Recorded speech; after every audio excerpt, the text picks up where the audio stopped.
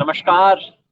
भारत जोड़ो यात्रा के पहले दिन दोपहर को हम यहाँ कन्याकुमारी और नागरकोइल के बीच दोपहर को विश्राम के लिए रुके हैं। ये एक सरकारी स्कूल है, जैसा कि आप देख सकते हैं। जैसे इस देश में तमाम सरकारी स्कूल होते हैं, सेकेंडरी स्कूल है, आज बंद है। यहाँ पे भारत जोड़ो यात्रा रुकी, यहाँ पे दोपहर का खाना हुआ और ये जो बरामदा आप देख रहे हैं, यहाँ पे हमने अपना गमछा बना बिछा के दोपहर का विश्राम किया, थोड़ी सी नींद की थी। और नींद बहुत जरूरी थी इसलिए कि सुबह 13 किलोमीटर चले। वैसे जब प्रोग्राम बनाया था दिन में 25 किलोमीटर चलने का, मैंने कहा था कि ना, एक यात्रा में भैया 18-20 किलोमीटर कर लो, उससे ज्यादा करोगे तो चल नहीं पाएगा। लेकिन मुझे लगता है आज सुबह ऊपर वाला भी मेहरबान था। आकाश में बादल थे, इतनी अच्छी ठंडी हवा चल रही थी कि कब 13 किलोमीटर हो गए पता नहीं लगा।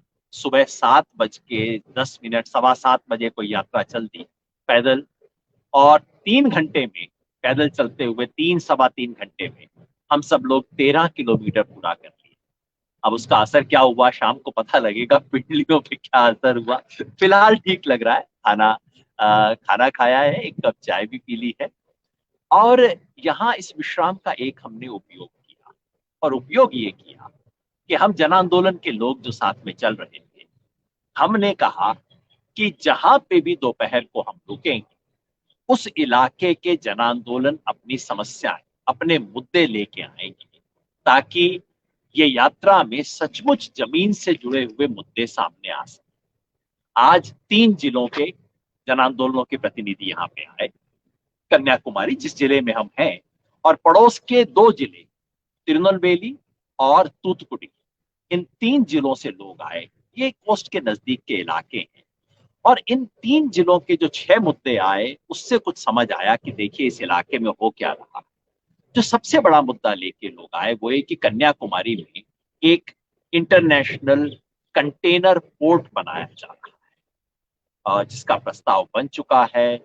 और उससे कोई 67 गांव प्रभावित होंगे। 67 गांव के जो मछुआरे हैं वो प्रभावित होंगे। मछुआरों का प्रतिनिधिमंडल आया, उसने बताया कि किस तरह से इस पोर्ट के बारे में झूठी रिपोर्ट बनाई गई है। इस पोर्ट को जिस तरीके से किया जा रहा है वो हर किस्म के कानून के खिलाफ है। लेकिन अभी भी प्रस्ताव जारी है, पोर्ट बना नहीं है, फाइनल क्लियरेंस नहीं मिला है, लेकिन इसकी आशंका है कि ये होगा।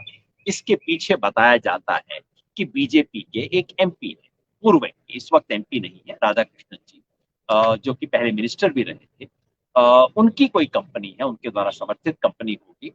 और आशंका ये है कि ये पोर्ट दरअसल पड़ोस में, यानी कि तिरुवनंतपुरम में, एक जो पोर्ट अडानी बना रहे, इस देश में बंदरगाह और अडानी का नाम जुड़ गया।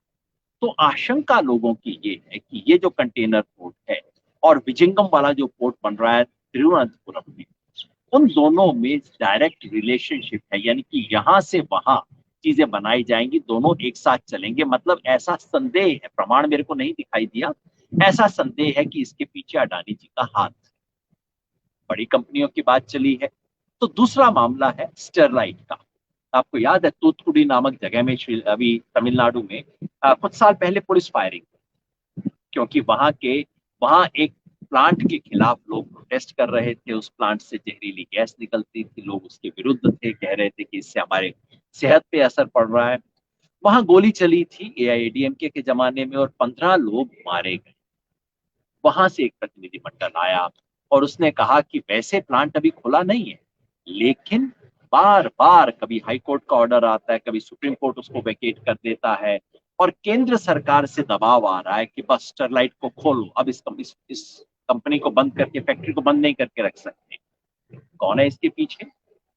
वेदांता, एक बड़ी मल्टीनेशनल कंपनी। नाम हिंदुस्तानी है, आपका सोच मत लेना कि सिर्फ हिंदुस्तानी कंपनी है। वेदांता कंपनी का खेल है इसके पीछे। इसी से जुड़ा हुआ तीसरा मामला, थर्मल प्लांट बन रहा है। ये उडनपुड़ी करके एक जगह है तूतुकुड़ी जिले के अंदर, वहां एक थर्मल पावर प्लांट बन रहा है। थर्मल पावर प्लांट कौन बना रहा है? तमिलनाडु की सरकारी कंपनी बना रही है। अब आप कहेंगे सरकारी कंपनी बना रही है, क्या दिक्कत है? दो दिक्कत है। एक तो ये कि यहाँ बिजली बनाने की कॉस्ट इतनी ज्यादा है, 8 रुपए से ज्यादा, जबकि सोलर एनर्जी की कॉस्ट अब सिर्फ 3 रुपए रह गई है। भैया सोलर क्यों ना करें, ये चीजें क्यों करें। खेल क्या है, खेल ये है कि विदेशों से कोयला इंपोर्ट किया जाएगा और कोयले को एक जेटी के जरिए सीधा वहां पे थर्मल प्लांट में भेजा जाएगा। कोयला कौन इंपोर्ट करेगा, कोयले की जेटी कौन बनाएगा, हम दो, हमारे दो, अडानी। सब तरफ कहीं ना कहीं नाम। हमारे साथियों ने पूरे वेस्टर्न घाट के इस इलाके में जो स्टोन क्वायरिंग हो रही है, इलीगल स्टोन माइनिंग जो होती है, उसके बारे में बताया। सब तरफ हो रही है, हमारे नजदीक मेवात के इलाके में भी खुल के होता है कि कॉन्ट्रैक्टर छोटे से इलाके की माइनिंग का लाइसेंस ले लेता है, फिर उससे 10 गुना 100 गुना बड़े इलाके के अंदर लाइसेंस बोरिंग करता है और पहाड़ कट रहे हैं। हमारे साथियों ने वायदा किया है कि कल हम जहां वॉक करेंगे, जहां से यात्रा निकलेगी, वहां साथ में हम कटे हुए पहाड़ देख सकते हैं, पहाड़ों का क्या हुआ। ये जो वेस्टर्न घाट एरिया है जो यहाँ तक आ रहा है, ये दुनिया का पर्यावरण की दृष्टि से सबसे महत्वपूर्ण इलाकों में से है, इस दुनिया में माना गया है। उसको नुकसान हो रहा है, बायोडायवर्सिटी खत्म हो रही है, लोगों के जनजीवन पे असर पड़ रहा है।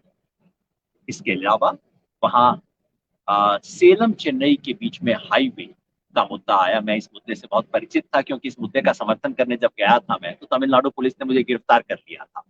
एक दिन में 3 बार मुझे गिरफ्तार किया गया था इसका समर्थन करने की वजह से। अब आप कहेंगे हाई लेन में बुराई क्या है साहब, 8 लेन हाईवे बन रहा है। बुराई ये है कि 4 हाईवे सेलम और चेन्नई को जोड़ने वाले ऑलरेडी हैं।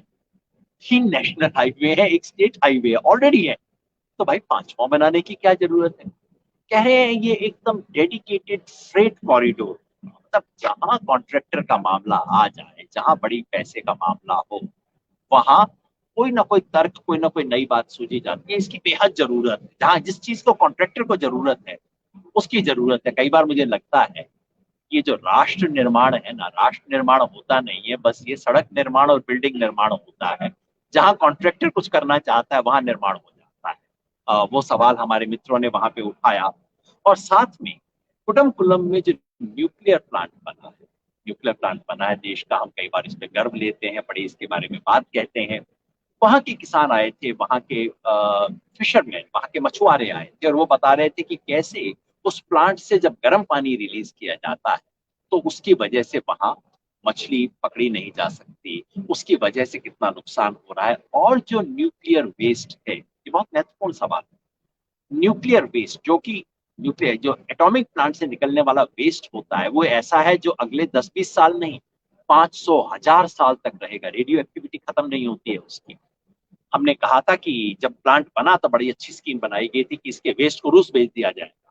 अरे रूस कौन सा लेने वाला था, वो खत्म हो गया प्रोग्राम। और अब उसको यहीं पे गाड़ने की व्यवस्था कर रहे हैं। लोग परेशान हैं, लोग सोचते हैं इससे बीमारी फैल रही है। उनका कहना था कि इससे कैंसर उस इलाके में बहुत बड़ा है। हालांकि हमने पूछा एविडेंस, तो अभी अभी तक एविडेंस नहीं मिला है उसके। मतलब चारों तरफ जो हमारी बहन मेधा पाटकर कहती है ना, ये विकास नहीं विनाश, कहती है विकास चाहिए विनाश नहीं चाहिए। पर्यावरण सिर्फ मामला पर्यावरण का नहीं, ये देश में विकास, और ये मामला सिर्फ इस सरकार का नहीं है, इसमें कई मुद्दे ऐसे थे जो प्रोजेक्ट ऐसे थे जो कि कांग्रेस सरकार के जमाने में शुरू हुए थे। कुडमकुलम जो है बिल्कुल कांग्रेस सरकार का किया हुआ मुद्दा। तो सिर्फ, और मुझे बहुत अच्छा लगा कि मुद्दे सिर्फ एक पार्टी के नहीं उठ रहे, मुद्दे देश के विकास के उठ रहे हैं। ये देश क्या है, हम कहते हैं ना, कौन बनाता है हिंदुस्तान, भारत का मजदूर किसान। वो मजदूर किसान, मछुआरा, दलित, आदिवासी, उसकी जिंदगी पे क्या असर पड़ रहा है, वो सब मुद्दे आज रखे गए। राहुल गांधी बैठे, जैसे मैं बैठा हूँ नीचे बैठे, और लोगों ने सामने वाले बेंच पे थोड़ा ऊपर बैठ के उनको सारी बातें सुनाई। मुझे अच्छा लगा, उन्होंने सारी बातें सुनी, उसका सारा अपना जो रिप्रेजेंटेशन था उनका लिया। और जैसे लोकतंत्र में होना चाहिए, एक नेता और जनता के बीच में बिल्कुल खुला ओपन संवाद हुआ। उससे मेरी उम्मीद बनी कि ये यात्रा अगर लोगों के मन को जोड़ सकती, जमीन के मुद्दों को राष्ट्रीय एजेंडा से जोड़ने का काम अगर किया जा सकता है, तो मैं इसे भारत जोड़ूंगा। भारत जोड़ने का काम सिर्फ संसद, लोकसभा, किसी बड़ी बड़ी इमारतों में नहीं होता। भारत जोड़ने का काम तमिलनाडु के एक छोटे से गांव के एक छोटे से सरकारी स्कूल में नीचे बेंच पे, इस तरह से पटरी पे सीढ़ियों के ऊपर बैठ के हो सकता है। ये बात आज मैंने सीखी। पहला दिन था, पहले दिन का एक सुंदर सफर कि बिखरते हुए पर्यावरण को समेटने का एक माध्यम बन सकती है ये भारत जोड़ो यात्रा। पहले दिन की पहली रिपोर्ट कोशिश करूंगा हर दिन जो कुछ हो रहा है उसके बारे में मैं या मेरे कोई साथी आपके पास रिपोर्ट